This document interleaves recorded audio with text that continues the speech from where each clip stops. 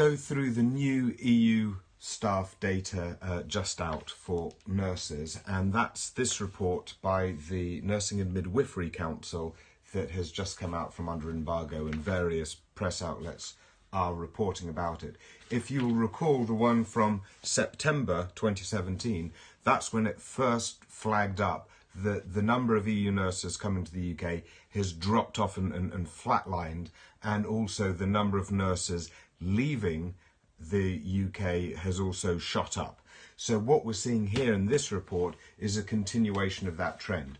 So let's jump first to just the big picture. So the big picture is that essentially we have fewer nurses now than we did at this point last year. 495 fewer than at the end of March 2017. That's overall.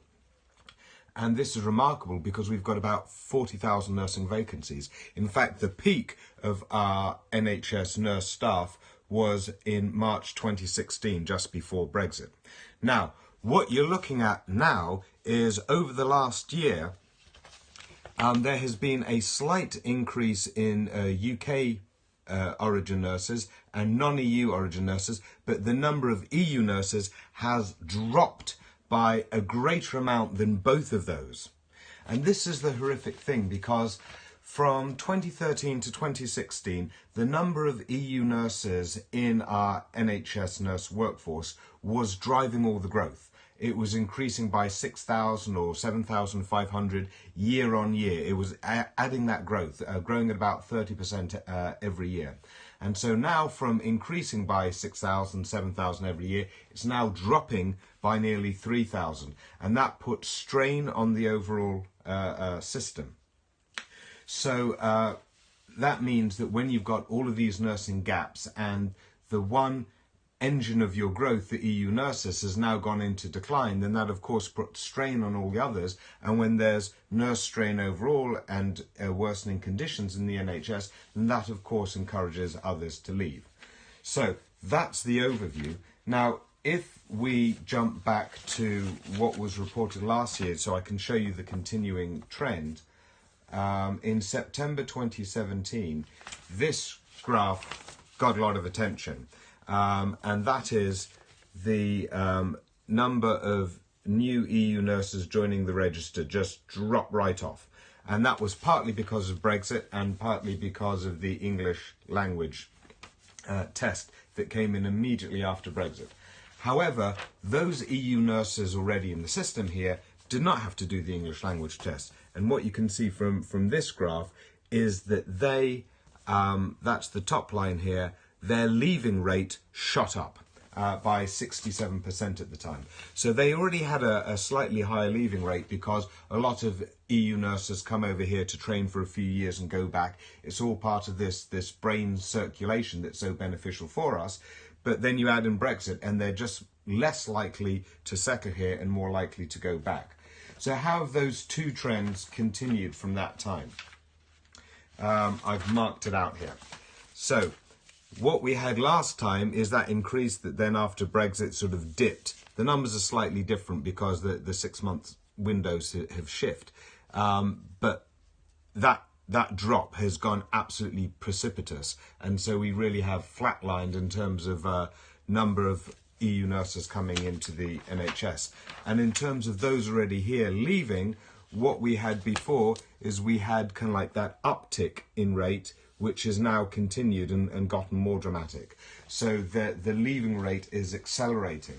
And this, of course, really screws our overall staffing when we have so many vacancies. Now, why are they leaving? This report is more full than the September one, and it did actually ask staff who were coming out of the register why they were leaving. For EU staff, 46.7% said Brexit was one of their top 3 factors. So when you consider the churn that we already have with EU citizens, so there's already a lot leaving just because they're leaving because they've been here for like a few years and that's all they intended to do. When you've got nearly half of those now leaving, saying that Brexit is a big factor in there, you're really looking at the government mismanagement around this, because they've had more than enough time to sort out the rights of EU citizens, but clearly have not. And this is why we're seeing these dramatic shifts in those numbers. It really is appalling that these EU citizens' rights aren't guaranteed, and less than a year from now, then all these EU citizens will be drag-dropped from guaranteed rights into a settled status system, using our Home Office, which has a 10% error rate, and given Windrush and given all the other deportation scandals, you can see a big mess coming along. So there is no doubt now that Brexit and the way it is being handled is absolutely screwing with NHS staffing, particularly with nurses. Doctors and other staffs, we can come on to that later. But with the new data with nurses, it is now clear. Also last night, as these reports were coming through, I was reading this, the big House of Commons report about medicines, medical devices and substances of human origin. I will go into more detail on that later, but the summary is that Brexit also screws with all of these frameworks of collaboration for research and medicines and medical technologies and frameworks of patient groups in rare diseases and all that kind of stuff as well.